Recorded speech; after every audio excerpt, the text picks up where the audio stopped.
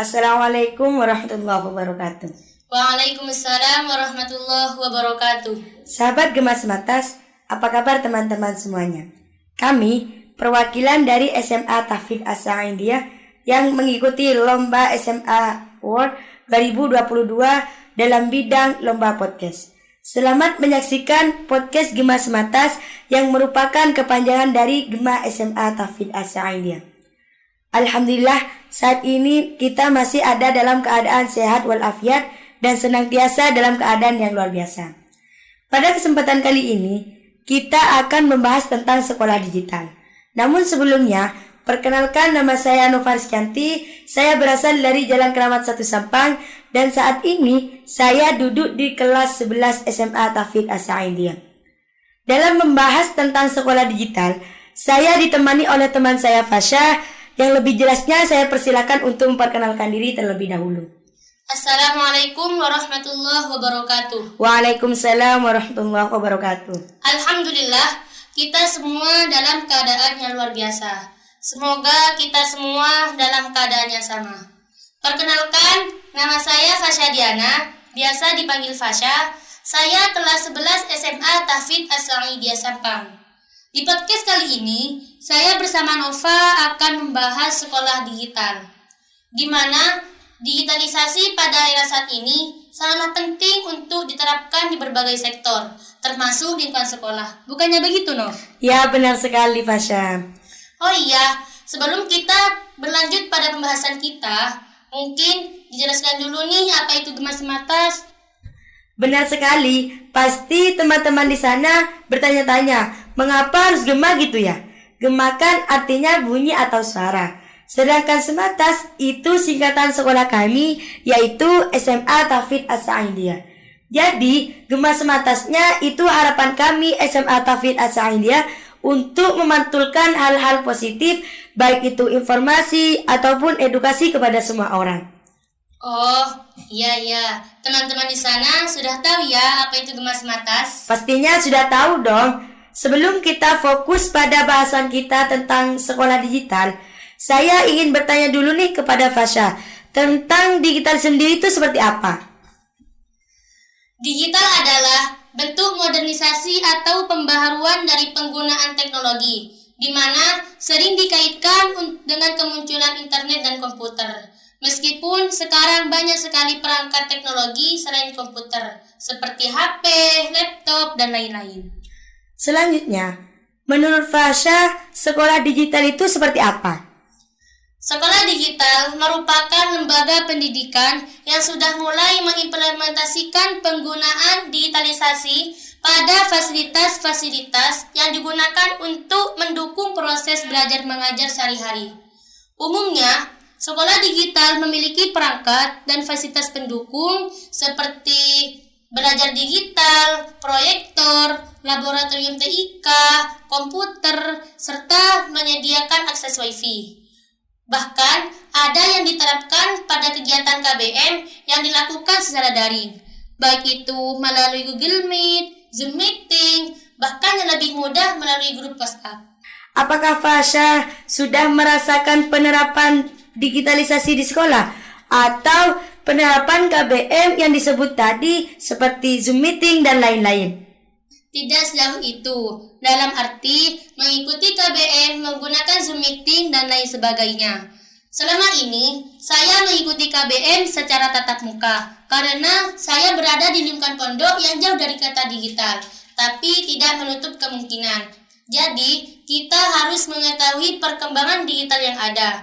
Karena cepat atau lambat, zaman akan dikuasai oleh digital seperti saat ini yang kita rasakan. Bisa melakukan bincang-bincang, ditonton ribuan, bahkan jutaan penonton. Oke, jika digitalisasi belum bisa diterapkan atau masih belum bisa digunakan, apakah Fasha mempunyai inisiatif untuk mengajukan digitalisasi di sekolah atau di proses belajar mengajar?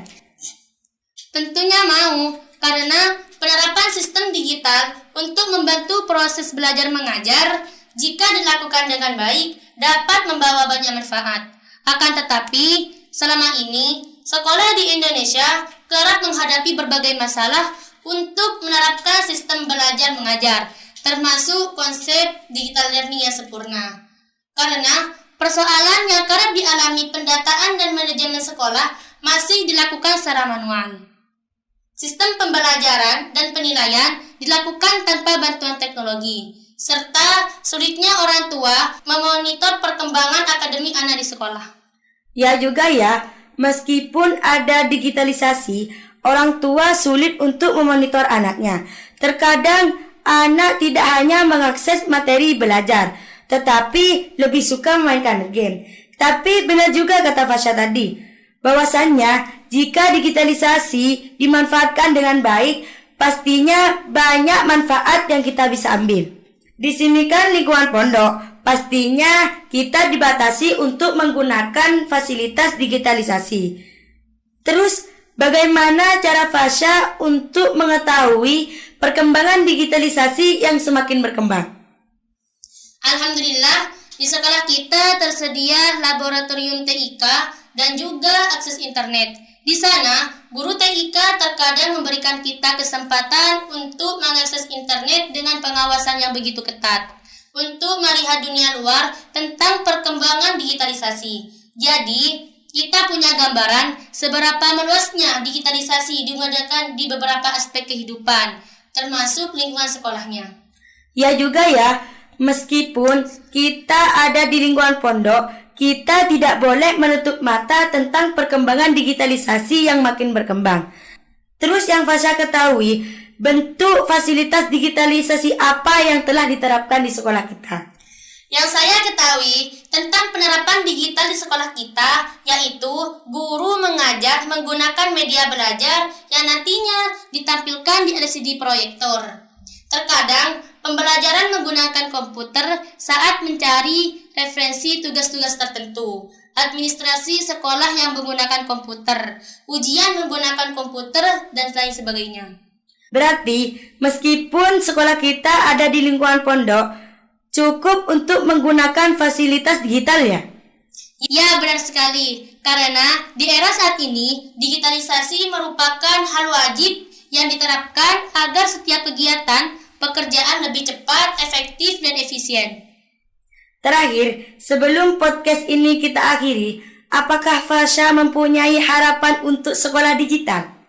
Harapan saya, semoga sekolah digital di sekolah kita semakin ditingkatkan, sehingga secepatnya kita bisa rasakan untuk menunjang pembelajaran secara modern dan fleksibel untuk membantu proses belajar mengajar.